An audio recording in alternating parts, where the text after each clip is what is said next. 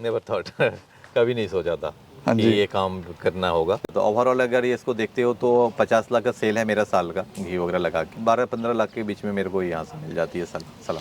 Business 15-20 हज़ार की नौकरी करने से अच्छा है कि आप 4-5 गाय भैंस रखो। तो दोस्तों आज मैं पहुंचा हूं गुड़गांव के अंदर और आपको मिलाने वाला हूं ऐसे इंजीनियर भाई से जिनकी 1 इंच ज़मीन ना होने के बावजूद भी उन्होंने डेयरी फार्म की शुरुआत करी।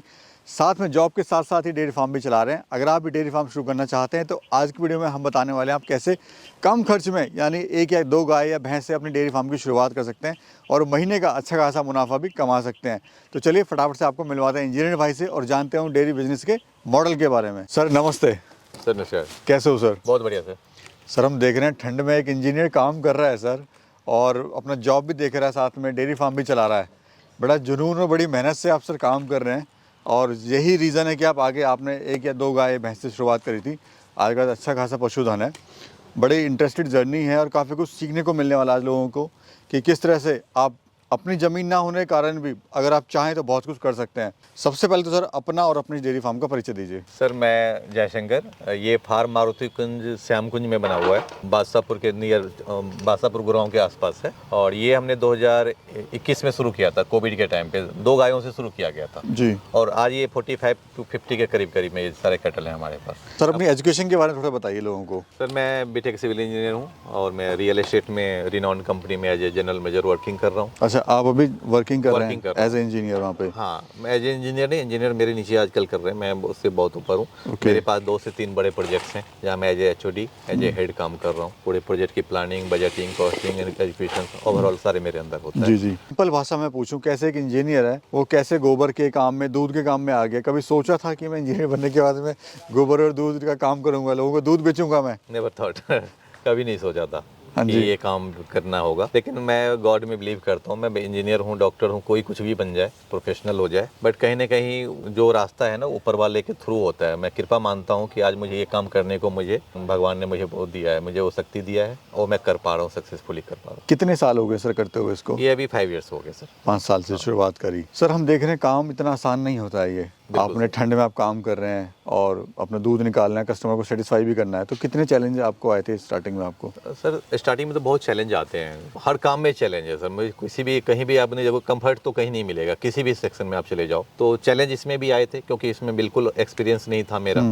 मैंने YouTube से और मैं गूगल से साइट से करके मैंने सीखा था कैसे मेडिसिन दी जाती है, कैसे पशु का केयर होता है, क्या फिटिंग होती है, वो सारा मैंने सीखा है। मतलब सोशल मीडिया का भी मैं थैंक्स सहारा लिया आपने, तभी आज ये मैं फार्म रन कर पा रहा हूँ। अच्छा, जब आपने काम शुरू करा था सर तो आपने क्या क्या बिजनेस देखे थे और क्यों आपको बेस्ट लगा डेयरी फार्म? स्टार्टिंग में सर हमने फिशरी का देखा था, जो आजकल वो बनता है बायोफ्लॉक वाली, उसका कि कम स्पेस में वो बन सकता है। मेरे पास कम स्पेस ही था, स्पेस ज़्यादा नहीं था, तो बायोफ्लॉक्स वाली सिस्टम देखी थी। इसके बाद मैंने देसी जो मुर्गी होती है ना, पोल्ट्री फार्म पे भी हमने गया था। और तीसरा हमने ये डेयरी का देखा था। बट ये वही है कि ये थोड़ा इंटरेस्टिंग है ज़्यादा। आप गाय भैंस के साथ उसको पर आप दूध भी निकलता है, डे 1 से मिल्क इनकम शुरू हो जाती है। बिल्कुल। आज आप शुरू करते हो, आज से अगर आपके पास कस्टमर है तो आप आज से इनकम है। हाँ, उन बिजनेस में आपको रुकना पड़ेगा, महीना 2 महीना 3 महीना रुकना पड़ेगा, 2-4 महीने का टाइम देना पड़ेगा। सर हम देख रहे हैं आपके पास यहाँ पे गाय भी है, भैंस भी है। लोग अक्सर या तो गाय की डेयरी करते हैं या भैंस की करते हैं, तो आपने दोनों का चुनाव क्यों करा? सर मेरा जो मिल्क है ना वो रिटेल में जाता है, मेरा काउंटर सेल है सारा जी। तो ये सारे जो गाय हैं और ये जो सारे भैंस भी हैं इधर, तो इसका यही है रीजन कि मेरे पास मैं कोई किसी को रिटर्न नहीं करना चाहता अपने फार्म से। जिसको गाय का दूध चाहिए उसको गाय का मिलेगा, जिसको भैंस का चाहिए उसको भैंस का मिलेगा, जिसको गिर गाय का चाहिए उसको गिर गाय का मिलेगा। तो हम हर तरह का पशु रखे हुए। तो शुरुआत जो आपने करी थी गाय से करी थी कि भैंस? गाय से किया था। ठीक है, कितनी गाय लाए थे शुरुआत में? हमने 2 गाय से शुरू किया था। 2 गाय से आपने शुरुआत करी थी और उसके बाद फिर आप भैंस लेके आए? हाँ, फिर 2 भैंस लाया। तो इन्वेस्ट आपको शुरुआत में कितना आया था सर? स्टार्टिंग में कहो तो शुरू में 6 महीना तो हमने 2 से ही काम चलाया था 2021 के अंदर। और किस किस पे खर्च किया था आपने? सर मेन तो हम पशु पे ही खर्च करते हैं हमेशा, कि वो अच्छी ब्रीड, अच्छी नस्ल होनी चाहिए। क्योंकि वो 1.5 लाख रुपये हमने 2 गाय लाया था 1.5 लाख में करनाल, और 50,000 हम लोग जो बेसिक इंफ्रा वगैरह होता है, मैट वैट या जो गाय वाई के लिए उसको वो लेके। ये जो सर हम गाय और भैंस देख रहे हैं, कौन सी वैरायटी की है और खासियत क्या होती है इनकी? गाय सर हमारे पास हॉलिस्टन फ्रीजियन भी है और HF क्रॉस में है, जर्सी HF क्रॉस भी है, कुछ गिर गाय भी है, तो वो हमारी मिक्स गाय है। और ये अपनी सर मुर्रा भैंस है, ये कौन सी है? भैंस सारी सर मुर्रा है सारे।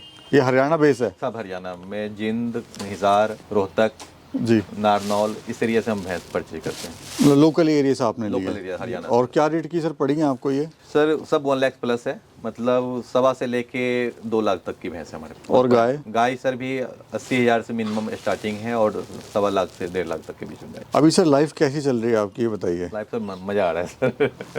नहीं, कुछ लोग होते हैं कि भाई इतना काम करना पड़ रहा है लेबर के साथ नहीं में, नहीं, लेबर शौक में कर लेते हैं लेकिन बंद भी कर देते हैं उसको। नहीं, इतना मतलब वो नहीं है, आपको डिटर्मिनेशन के साथ हो रहा है यहाँ सारा कुछ। तो हमें तो ये बहुत छोटा लग रहा है, हमें बहुत बड़े लेवल पे काम करना है।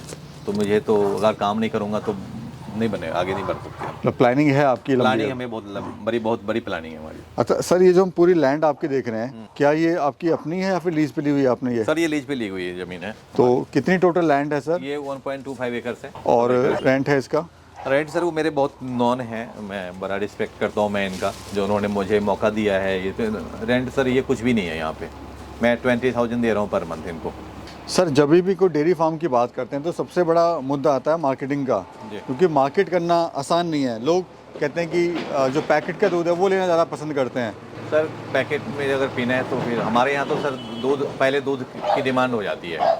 हमें कभी कस्टमर के लिए हमें कुछ नहीं करना पड़ता, क्वालिटी पे हमने ध्यान देना है, प्रोडक्शन पे ध्यान देना है, माल अपने आप ही बिकती है सर हमारी। तो शुरुआत में कैसे अपनी मार्केट बनाई आपने? मार्केट में शुरू में तो हमारे जो नॉन लोग थे वो लेने आए अपने दूध करके, और उसने फिर रेफरेंस लोगों को देने लगा कि अच्छी दूध मिल रही है तो आप वहाँ से ले लीजिए दूध।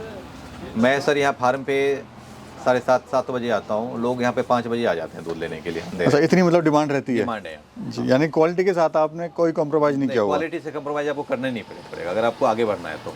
सर हम ये भी देख रहे हैं सर, सारे लोग जो हैं यहीं से, आपको कहीं नहीं जाना पड़ता है, मतलब दूध लेने ही आ रहे हैं, काउंटर से आपको दूध बिक रहा है। सर अभी तो आप सुबह है, मॉर्निंग में अगर आप सामने देखो तो यहाँ मेला लगता है इवनिंग में, क्योंकि मिल्किंग का टाइम 4:30 पौने से लेकर 6 बजे के बीच में, क्योंकि मॉर्निंग में मोस्टली जो हमारे जेंट्स कस्टमर हैं ना वो आते हैं, दूध पहुँचा के ड्यूटी पे चले गए।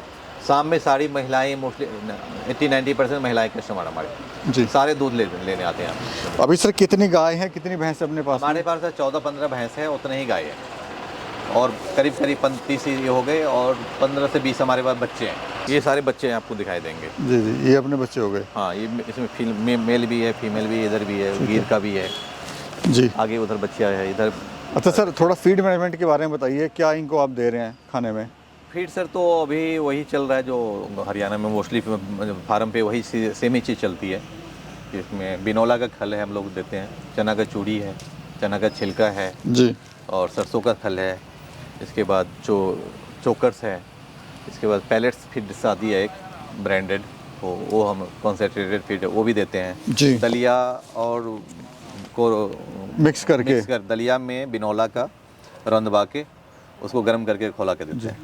अभी डेली का दूध प्रोडक्शन कितना है सर? अभी 2 क्विंटल के करीब है सर हमारा। जैसे सर्दी आ रही है दूध थोड़ा बढ़ जाता है और गर्मी में और कम हो जाता होगा। मेरा मोस्टली पशु फरवरी मार्च में जाके कालवी होगी, तो अभी मेरा मैक्सिमम 2 क्विंटल ही है सर, 2-2.25 के करीब में।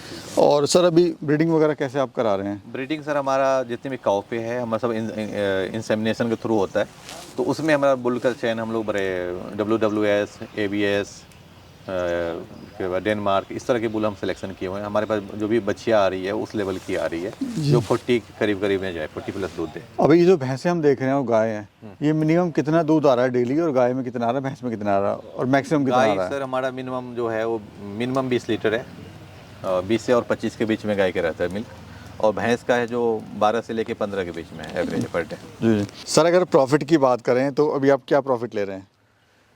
सर इसमें 25 से 30% का मार्जिन है जहाँ तक मेरा को डेयरी में ओवरऑल, बट ये इसमें मंथली आप नहीं कर सकते हो, किसी में मंथ में आपको कम आएगा कभी ज़्यादा। तो ओवरऑल अगर ये इसको देखते हो तो 50 लाख का सेल है मेरा साल का, घी वगैरह लगा के साल के, तो हम 12-15 लाख के बीच में मेरे को यहाँ से मिल जाती है सालाना।